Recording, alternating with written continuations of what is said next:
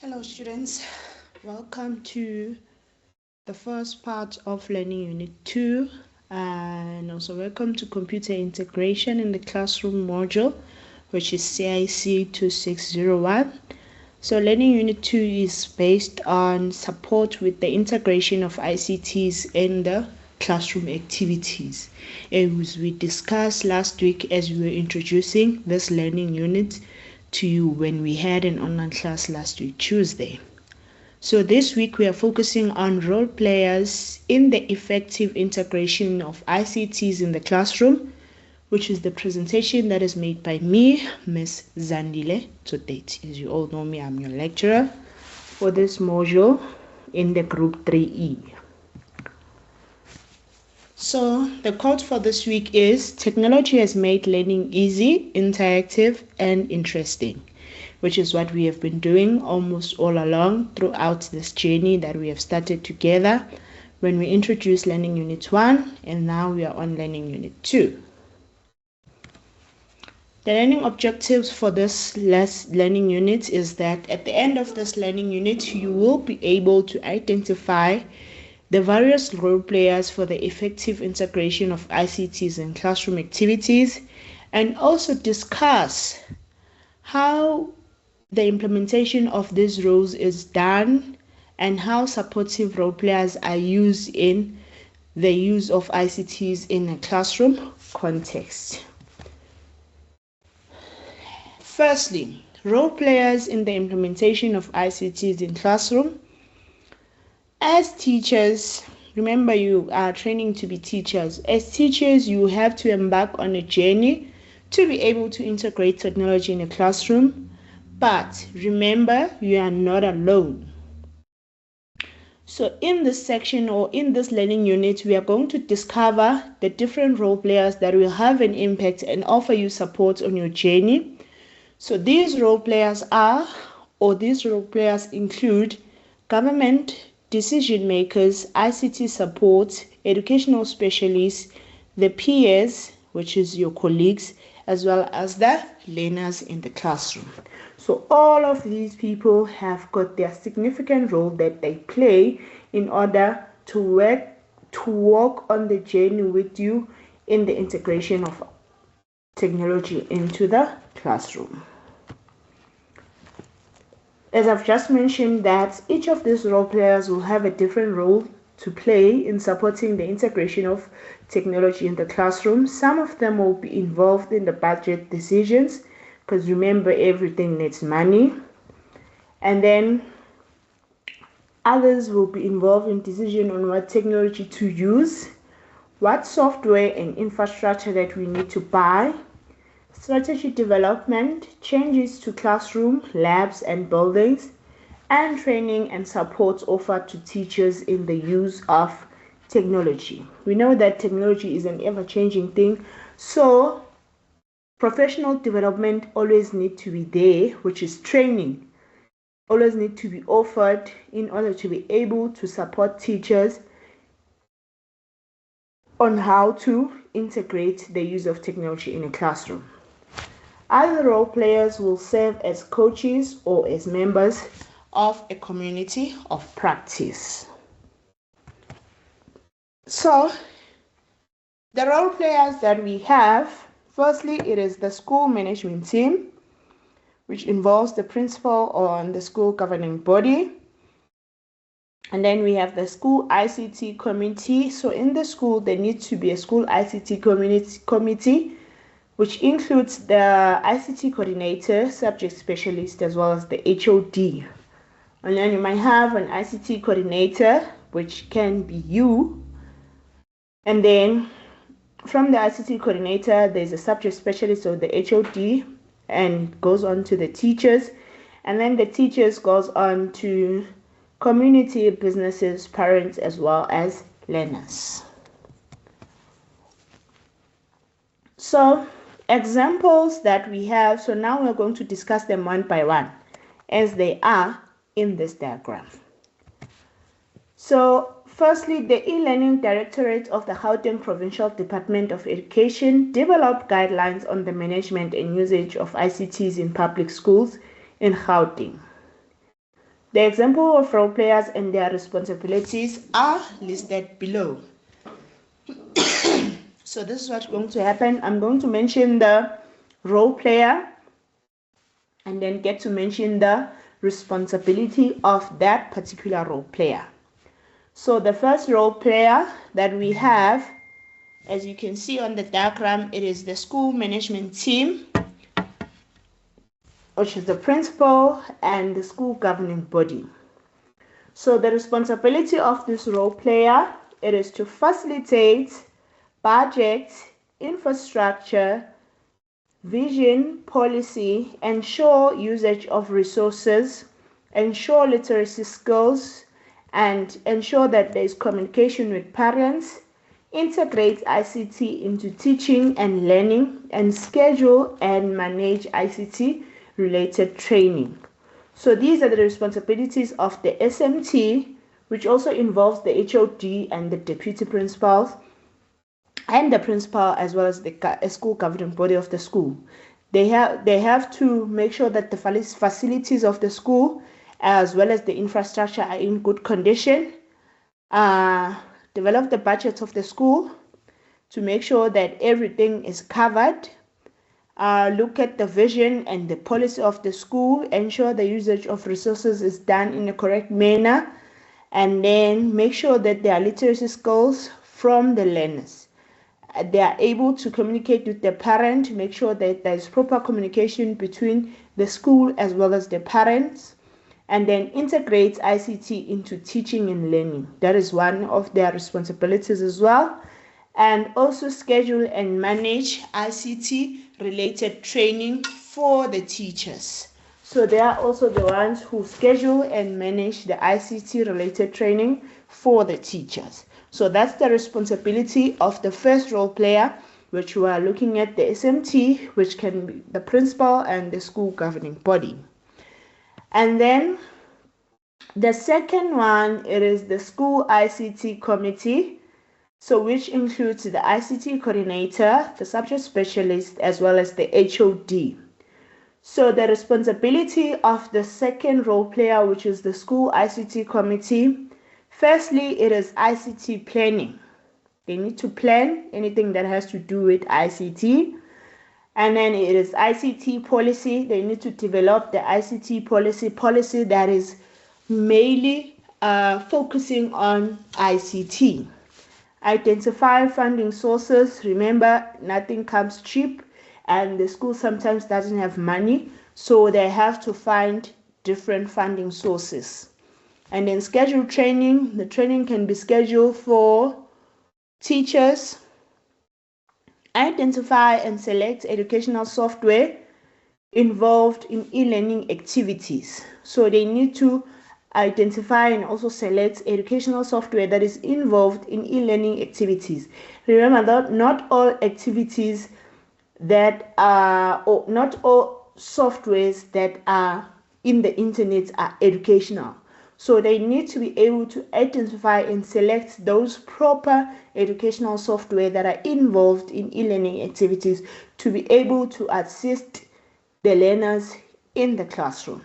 And then another responsibility is assist teachers with lesson plan, recommend ICT tools, monitor ICT usage throughout the school, and monitor how ICT is used. So remember, they are the one who are developing the policy. Once the policy has been developed, you need to make sure that the policy is being taken throughout the school. So they also need to monitor that so that it's taking place and they can see that it is actually taking place. So those are the responsibility of the school ICT committee, which includes the ICT coordinator, subject specialist, as well as the HOD. And then we have the ICT coordinator, which is a role player on its own. Sorry about that. And then the responsibility of the ICT coordinator is that they provide technical backup, troubleshooting, which is fixing anything that has to do with computers or laptop, and computer literacy training. So they are giving training to other colleagues. Another responsibility is to set the timetable of the school. They need to be able how to set the timetable of the school. Pedagogical and instructional design. They need to be able to design the different instructions, enforcing with the pedagogy. Remember, the pedagogy is the strategy of teaching. So looking at the use of technology in the classroom, how can a teacher deliver this type of content to the learners using ICT? So they're able to assist in that as well. Encourage the use of ICT in the school. System maintenance and report faulty or stolen equipment. So they are the ones who are keeping in check of everything. Make sure that nothing gets stolen, or if something gets stolen, it gets to be replaced. They are the ones who also report any faulty things. Let's say a computer is broken, they need to report that. Sorry.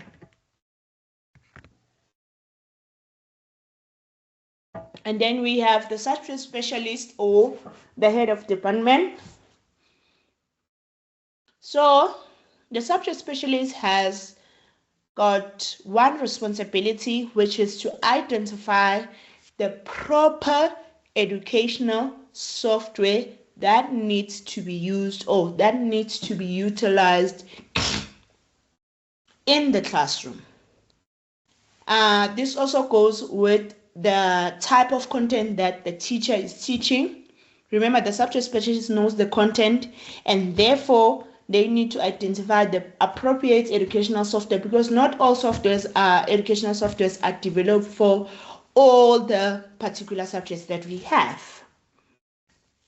And then the fifth role player that we have, those are the teachers, which is us. So the responsibility of a teacher, it is to find information on the internet and evaluate it. Remember, guys, not all the information on the internet is reliable and authentic. So you need to be able to evaluate it before you even give it to the learners, or before you even cross-reference it, check it with other sources. Make sure that if you are looking for something on the internet, don't just take it from one source. Cross-references with the other sources, checking out the textbook that it really makes sense, or it is there, that they are actually it's actually a reliable source. And then the second responsibility of the teacher, it is to plan projects and lessons that integrate technology. So as a teacher, remember, when you are planning your lesson, you need to be able to identify the different sources, or how you're going to be able to integrate technology into your lesson. So you can do it through projects, through the lesson. Maybe you're going to play a video in the classroom. That is still integrating technology into your lesson. And then another responsibility is that they find resources for different tools. For example, the resource can be the TV, or the use of ICT for administration. Other resources could be the use of a laptop, the use of a smartphone, tablet, or anything that they can find to be usable in the classroom, and they're able to use technology to integrate it to their lesson in that way or in that manner. And the sixth role player, it is the community that the school is situated in. So the community provides training and technical support, as well as security arrangements for the school. So the security arrangement for the school is the most important one, because you find that the Department of Education sponsors, or a certain company sponsors the school with that gadget, and then the next thing, they get stolen in the school, and the community does not know anything. But remember, these are the things that are assisting the community, because where the school is situated, that's where the learners are coming from. So therefore, providing security to the school is one of the important things that lies within the community where the school is situated. And then another role player is businesses. So the responsibility of businesses, it is financial assistance, expertise, and resources. So when you speak of financial assistance, firstly, it is when we are asking for funding in businesses. Because remember, those businesses also need to give back to the community, as that is one of their responsibility. So you can go to the certain various businesses and ask for funding, whereby maybe you ask for funding for a school lab, revamping the school lab because it has old computers and whatnot. Therefore, the business can be able to give assistance to that, and that's their way of giving back to the community. And then providing expertise and resources. Sometimes there are IT businesses, IT-based businesses that can be able to provide the expertise, providing expertise in one manner, whereby they come and train teachers on how to use computers and on how to use laptops. These resources can be provided by them, can be donated by them to the school, and therefore they are bringing their expertise to show us how these things really work. So in that way, they are providing the expertise as well as the resources. And then the edge role player that we have, it is parents. Remember guys, parents are very, very important in the school. They play an important role. So the parents are able to be provided by training and technical support, as well as security arrangement for the school. So they give almost the same responsibility as the one for the community, because they are also staying in the community. Therefore, they have the same responsibility. They are providing training and technical support to their learners as well. So as you can see, these are all the role players in the integration of ICTs in school. So to extend the list of role players in implementing ICT in school, I need us to watch these 2 videos and pay attention to all the stakeholders or role players that are mentioned. Also pay attention to the trends that change the direction of education and or the integration of technology. So I'm going to play the videos now.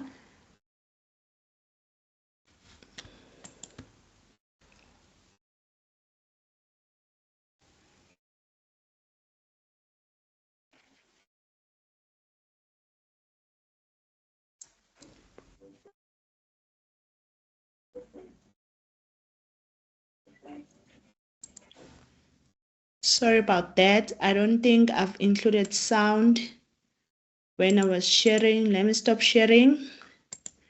And then I'll share again, including the sound of the video.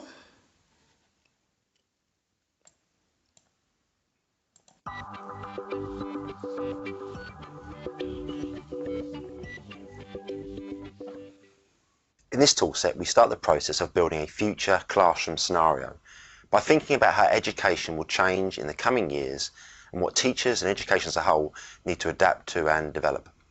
We do this by involving a number of experts who we call stakeholders.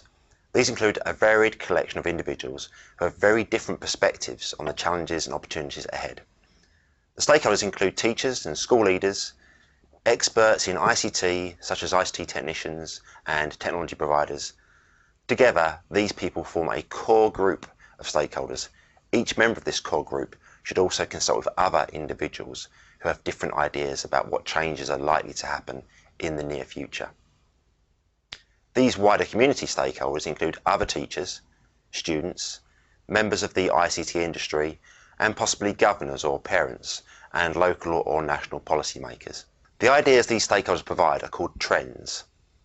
These trends are changes in society and technology that learning and teaching can take advantage of or adapt to.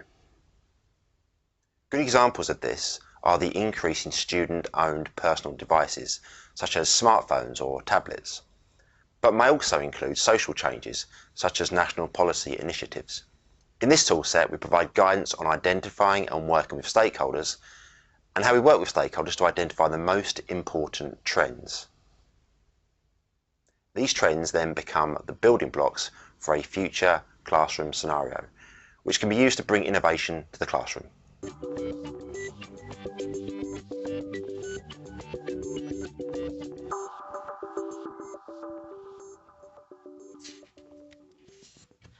So that is the first video that I wanted to play for you, students. And then the second video is this one that I'm going to play, which is also showing the role players